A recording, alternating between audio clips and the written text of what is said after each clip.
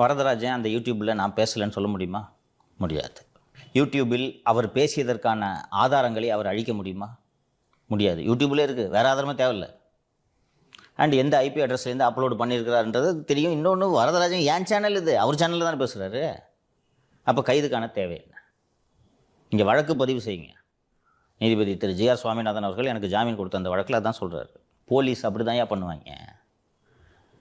Remand செய்யக்கூடிய நீதிபதிகள் இதை பரிசீலிக்க வேண்டும். காவல்துறை இப்படி உச்சநீதிமன்றத்தின் தீர்ப்புகளை துச்சமாக மதித்து வழக்குகளை பதிவு செய்து கைது செய்தாலும் மேஜிஸ்ட்ரேட்டுங்க ரிமாண்டு செய்யும் போது இதை கவனத்தில் கொள்ள வேண்டும் என்பதை அதில் சொல்லியிருந்தார்.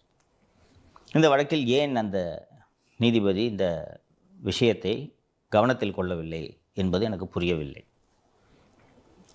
இந்த கைது நடவடிக்கை என்பது ஒரு மனிதனின் அடிப்படை உரிமையை மீறும் செயல்.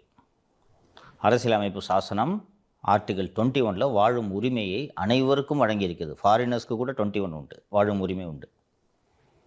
அப்படி இருக்கும்போது அந்த வாழும் உரிமையை அரசு